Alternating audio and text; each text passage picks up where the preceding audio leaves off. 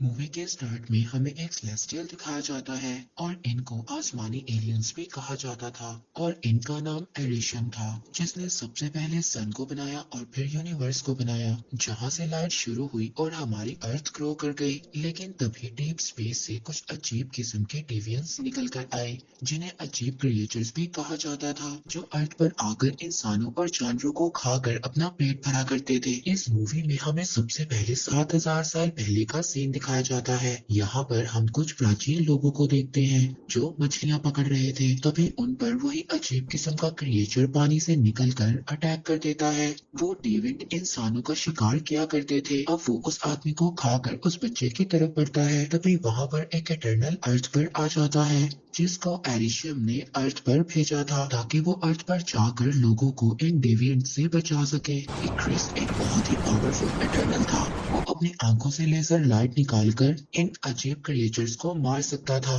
और साथ ही वो हवा में भी उड़ सकता था। अभी क्रिस वहां पर जब एक क्रिएचर को मारता है, तभी वहां पर और भी बहुत सारे क्रिएचर्स आ जाते हैं। फिर वहां अर्थ पर सभी इटर्नल्स आ जाते हैं और वो सभी उन अजीब क्रिएचर्स को मार देते हैं। अब इंसान वहां पर इटर्नल्स को देखकर डरने लगे थे। तभी वहां पर एक इटर्नल सभी इंसानों के माइंड को कंट्रोल कर लेता है। इसका नाम ड्रॉइक होता है। इसके पास ये एबिलिटी थी कि ये इंसानों के माइंड को कंट्रोल कर सकता था और अपनी तरह से मैनेज कर सकता था। और फिर इटर्नल्स इंसानों से दोस्ती का हाथ बढ़ाते हैं। इसके बाद वो अर्थ पर ही इंसानों के साथ रहने लगे थे। अब इटर्नल्स इंसानों के साथ रहने लगे थे और इनकी टेक्नोलॉजी को भी आगे बढ़ाने में मदद कर रहे थे। वो लोग आपस में भी बहुत ज्यादा लड़ा करते थे, मगर ट्रॉय कभी कभी उनके माइंड को कंट्रोल कर कर उनको लड़ने से रोक लेता था। मगर सभी इटर्नल्स की लीडर अचैक उसको ऐसा करने से रोक लेती है, क्योंकि सेलेस्टियल्स के लीडर ने इन सब को इंसानों को बचाने और उनकी आबादी को आगे बढ़ाने के लिए भेजा था और इसके अलावा किसी और चीज में शामिल होने के लिए मना किया था। लेकिन ड्रॉइक उसकी बातों को नहीं मानता। अब जैक ड्रॉइक की बातें सुनकर ये बोलती है कि आज से तुम सब इटर्नल्स आजाद हो। वो उनसे कहती है कि तुम्हें जहाँ जाना है तुम जा सकते हो और तुम अपनी मर्जी के मुताबिक जिंदगी गुजार सकते हो। अब सब लोग इस शहर को छोड़ देते हैं। इसके बाद हमें प्रेजेंट का सीन दिखाया जाता है, जहाँ पर इटर्नल्स को इस दुनिया में आए हुए 7,000 साल हो चुके थे, मगर अभी भी किसी इटर्नल की एज ज्यादा नहीं हुई थी। तभी हम एक इटर्नल सर्सी को देखते हैं, जो बच्चों को स्कूल में पढ़ाया करती थी। उसके लेट होने की वजह से उसका फ्रेंड उन सब बच्चों को संभाल रहा था। तभी वहाँ पर सर्सी आ जाती है। वो अपने फ्रेंड से शुक्रिया बोलती है कि उसने इतनी देर तक बच्चों को मैनेज किया। अब जैसे ही सर्सी का फ्रेंड यहाँ से चला जाता है, उसके जाने के बाद वहाँ पर अर्थक्वेक आ जाता है। तभी वहाँ पर बना हुआ एक स्टैचू सर्सी के एक स्टूडेंट के ऊपर गिरने वाला था, मगर सर्सी अपनी पावर से उस स्टैचू को रेत में बदल देती है, क्योंकि सर्सी के पास ये एबिलिटी थी। वो किसी भी मेटल की चीज को सैंड में बदल सकती थी। अब रात को सर्सी अपने फ्रेंड के साथ एक क्लब में जाती है। वहाँ पर हम एक और इटर्नल स्प्राइट को देखते हैं, जिसके पास ये एबिलिटी थी। वो किसी के भी रूप में आसानी से आ सकती थी, लेकिन स्प्राइट की बॉडी को जो भी टच करता था, उसकी बॉडी से लाइट्स निकलने लगती थी, जिसकी वजह से स्प्राइट 7,000 साल तक सिंगल ही थी। हम देखते हैं कि क्लब में सर्सी अपने फ्रेंड का बर्थडे सेलिब्रेट कर रही थी। सर्सी के फ्रेंड को उसके बारे में कुछ बातें मालूम थी, जैसे कि सर्सी एक जादूगर है और उसकी उम्र बहुत ज्यादा है। अब वो लोग रास्ते में बातें करते जा रहे थे, तभी वहाँ पर एक क्रिएचर आ जाता है और वो सर्सी के फ्रेंड पर अटैक करने लगता है। तभी सर्सी अपनी पावर से उस क्रिएचर के पाँव को जमीन में फ्रीज कर देती है। सर्सी का फ्रेंड उससे पूछता है कि मुझे बताओ ये क्या है। सर्सी उसे बताती है कि ये क्रिएचर्स हैं। उसका फ्रेंड सर्सी को बताता है कि ये क्रिएचर्स 2,000 साल पहले खत्म हो गए थे, फिर ये कहाँ से बच गया। अब वो क्रिएचर अपने आप को सैंड से छुड़ाकर वहां से भाग जाता है। फिर सर्सी और स्प्राइट उस क्रिएचर का पीछा करने लगते हैं। सर्सी का फ्रेंड भी सर्सी की तरह जंप करने की कोशिश करता है, लेकिन उससे ऐसा नहीं हो पाता। अब सर्सी उस क्रिएचर को डिस्ट्रैक्ट करने की कोशिश करती है, लेकिन वो क्रिएचर डिस्ट्रैक्ट नहीं होता और वो स्प्राइट पर अटैक कर देता है। तभी वहां पर एक क्रिस आकर उस क्रिएचर को इंजर्ड कर देता है, लेकिन वो देखते हैं कि वो क्रिएचर खुद को हील करने की एबिलिटी रखता था और ऐसी पावर्स इटर्नल के लीडर एजेक के ही पास थी।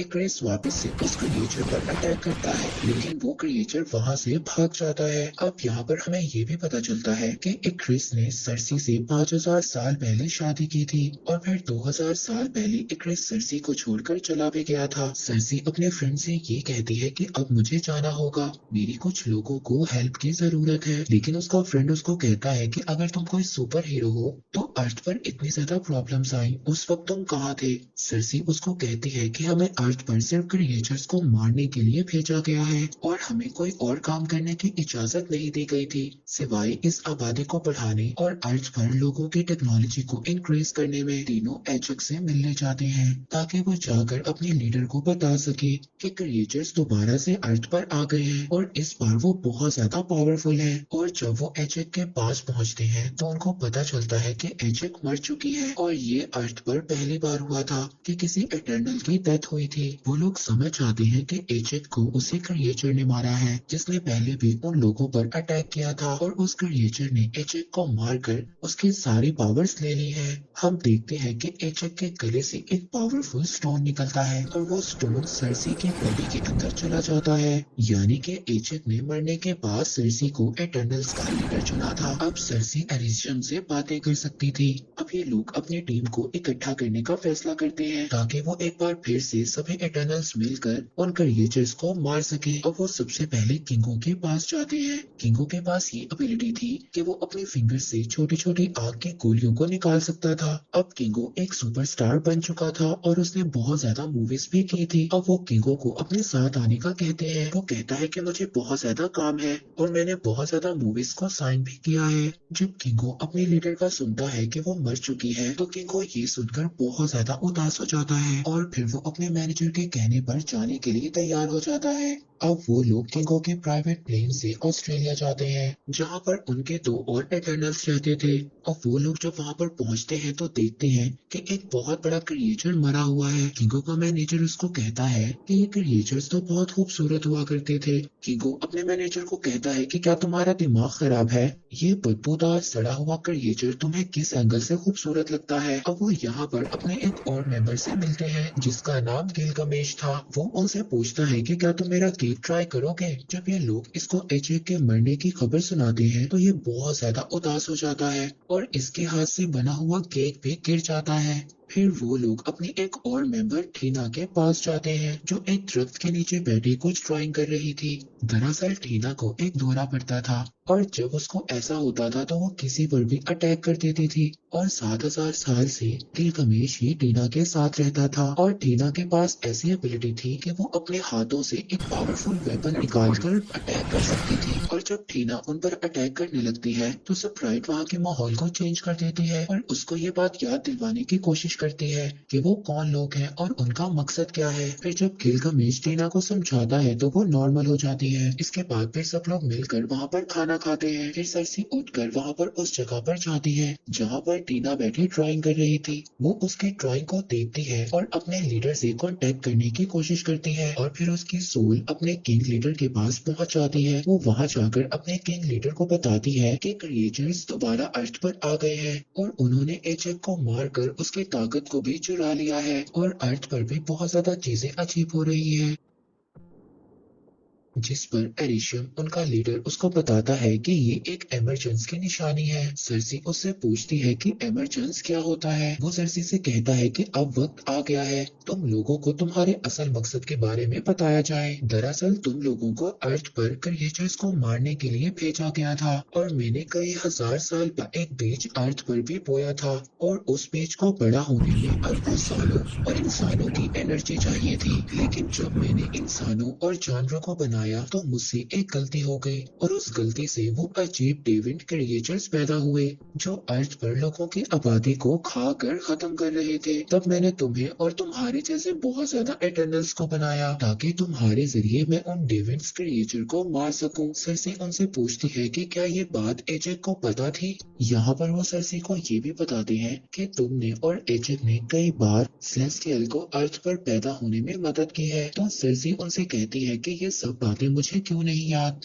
वो उसको कहते हैं कि मैं हर बार तुम्हारी यादों को इरेज कर देता हूँ, इसीलिए तुम्हें कुछ भी नहीं याद। यहाँ पर एक और बात भी हमें पता चलती है, जो टीना को ड्रीम्स आते थे वो उसकी पुरानी यादें थी जो अभी तक मुकम्मल तौर पर इरेज नहीं हुई थी। अब सरसी दोबारा अर्थ पर आ जाती है और ये सब बातें अपने बाकी टीम मेंबर्स को भी बताती है। ये बातें सुनकर वो सभी लोग शॉक्ड हो जाते हैं। सरसी उन सब से कहती है कि हमें इंसानों को बचाना होगा और इस इमरजेंसी को होने से रोकना होगा, नहीं तो इसकी वजह से सारे इंसान मारे जाएंगे। तभी एक क्रिस कहता है कि हमें बाकी लोगों को भी ढूंढने जाना होगा और फिर सब लोग जब हम मिल जाएंगे तो ये फैसला करेंगे कि हमें आगे क्या करना होगा। अब वो लोग अमेज़न के जंगलों में जाते हैं जहाँ पर ड्रूइग रहता था। अब वो जाकर ड्रूइग को सारी बातें बताते हैं, मगर ड्रूइग उनके साथ जाने के लिए तैयार नहीं था। अब वहाँ पर बहुत सारे क्रिएचर्स उन पर अटैक कर देते हैं। वहाँ पर किंगो अपनी एबिलिटी से अपने फिंगर से फायर करता है। स्प्राइट किंगो के मैनेजर को बचाने की कोशिश करती है।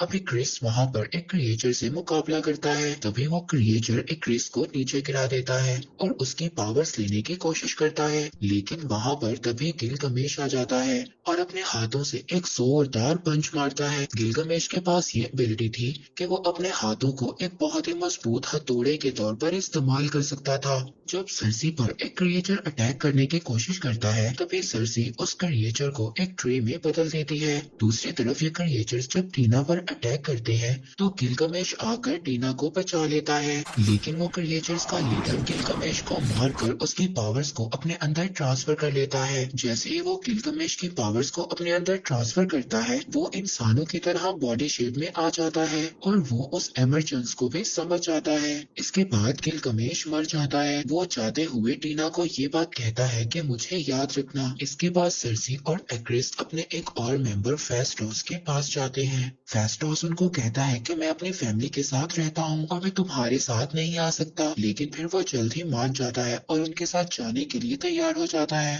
अब सभी इटर्नल्स मिलकर इराक जाते हैं। वहाँ पर 7,000 साल से उनकी स्पेसशिप जमीन के अंदर थी। जब वो लोग अपने स्पेसशिप के अंदर जाते हैं तो वहाँ पर मक्कारी पहले से ही मौजूद थी। मक्कारी उनकी वो मेंबर थी जो बोल नहीं सकती थी, लेकिन बिजली से ज्यादा तेज दौड़ सकती थी। फिर फेस्टोस वहाँ पर एक ऐसी टेक्नोलॉजी बनाता है जो सभी एटर्नल्स अपनी पावर्स को यूज कर उस इमरजेंसी को रोक सके। वो उनको कहता है कि अगर क्रिएचर्स हमारी पावर्स को यूज कर सकते हैं तो हम भी सभी अपनी पावर्स को इकट्ठे इस्तेमाल कर सकते हैं। फेस्टोस के पास ये एबिलिटी थी। वो एक बहुत ही सहीन इंजीनियर था जिसने इंसानों की टेक्नोलॉजी को आगे बढ़ाने में मदद की थी।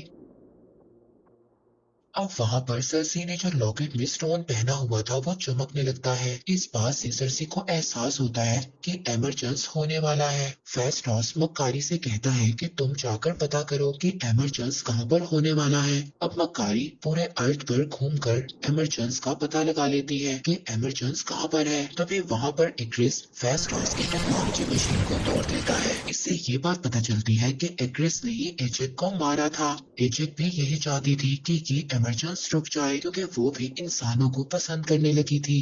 एक्रिस ने इसीलिए एजेक को भी मार दिया था। जब एजेक ने एक्रिस को ये बात बताई थी कि इमरजेंस होने वाला है और हमें सभी इटर्नल्स को इकट्ठा करके उनको बताना होगा, तब एक्रिस ने एजेक को उन क्रिएचर्स के आगे फेंक दिया था। उन क्रिएचर्स ने एजेक को मारकर उसकी पावर्स को ले लिया था। जब एजेक मर गई थी तो एक्रिस दोबारा से उसको उसके घर में छोड़ देता है। एक्रिस से जब ये लोग वजह पूछते हैं तो वो उनको बताता है कि मेरी जिंदगी दी हुई एरिशम की है और अगर तुम लोगों को भी मुझे मारना पड़ा तो मैं तुम्हें मार दूंगा। और ये सब कहकर एक्रिस वहाँ से चला जाता है और उसके साथ स्प्राइट भी चली जाती है। अब किंगो भी वहाँ से जाने वाला था। वो कहता है कि एक्रिस की हेल्प के बिना हम कुछ भी नहीं कर सकते और किंगो भी ये सब कहकर वहाँ से चला जाता है। अब उन तीनों के वहाँ से जाने के बाद और बाकी जो एटर्नल्स वहाँ पर बचे थे उनकी पावर्स काफी नहीं थी इमरजेंस को रोकने के लिए। तभी फेस्टोस सरसी से कहता है कि जो तुम्हारे अंदर पावर्स हैं वो तुम्हें और एरिशम को साथ में जोड़ सकती हैं। वो कहता है कि हम एक यूनिबैंड बना सकते हैं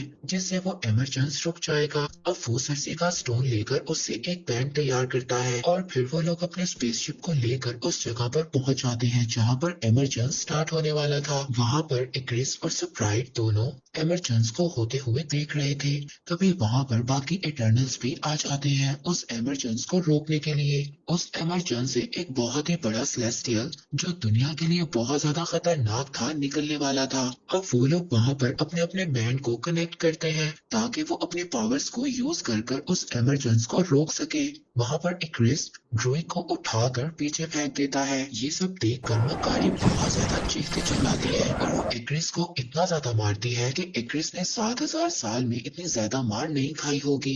वहां पर सर्सी फेस्टोस से कहती है कि मैं इस एमरजेंस को अकेले रोकने की कोशिश करती हूँ। फेस्टोस कहता है ठीक है, तुम इसे रोकने की कोशिश करो, हम एक्रिस को रोकने की कोशिश करते हैं। अब बाकी के एटर्नल्स एक्रिस के साथ मुकाबला करते हैं। अब वहाँ पर क्रिएचर्स का लीडर भी आ जाता है। मक्कारी उसके इर्द गिर्द एक बहुत ही बड़ा सर्कल बना देती है, लेकिन वो मक्कारी को पकड़ लेता है और उसकी पावर्स लेने की कोशिश करता है। तभी फेस्टोस उस पर अटैक करता है, जिससे वो क्रिएचर मक्कारी को दूर फेंक देता है और खुद पहाड़ों के अंदर एक गुफा में जाकर गिर जाता है। फिर फेस्टोस एक्रिस को अपनी टेक्नोलॉजी से बांध देता है। दूसरी तरफ सर्सी जब एमरजेंस को रोक रही होती है, वहाँ पर स्प्राइट आकर एक चाकू से उस पर स्टैब कर देती है और कहती है कि मुझे इंसानों की जान नहीं बचानी। मैं 7,000 साल से अर्थ पर हूँ, मुझे ये कभी भी नहीं पता चला कि प्यार क्या होता है और फैमिली किसे कहते हैं। तभी ड्रूइग वहाँ पर आ जाता है और स्प्राइट के सर पर अटैक कर देता है। दूसरी तरफ हम थीना को देखते हैं, जिसको पास्ट की बातें परेशान कर रही थी और वो डेविन क्रिएचर गिलगमेश बनकर उसकी पावर्स लेने की कोशिश कर रहा था। लेकिन तभी टीना को होश आ जाता है। वो अपनी पावर से एक बहुत ही खतरनाक वेपन्स पैदा करती है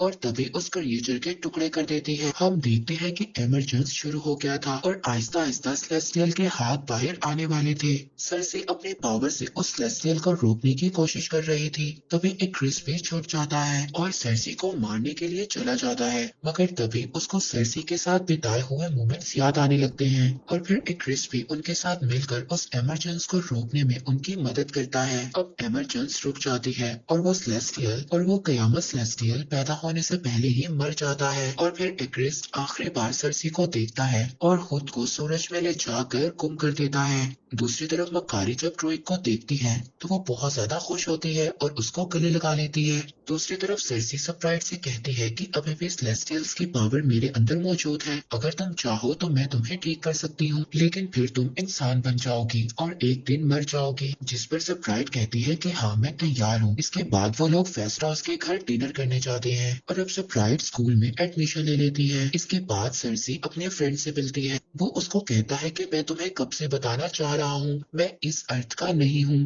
तभी आसमान पर एक पोर्टल ओपन होता है। एडिशम सर्सी के साथ साथ बाकी एटर्नल्स को अपने पास वापस बुला लेते हैं और कहते हैं कि तुमने इंसानों को बचाने के लिए सेलेस्टियल का कत्ल किया है, लेकिन अभी मैं तुम्हें माफ कर रहा हूँ और अब मैं चाह रहा हूँ जब मैं वापस आऊंगा तब मैं अपना फैसला सुनाऊंगा कि तुम लोगों के साथ क्या करना है। और इसी के साथ ही मूवी यहीं पर एंड हो जाती है।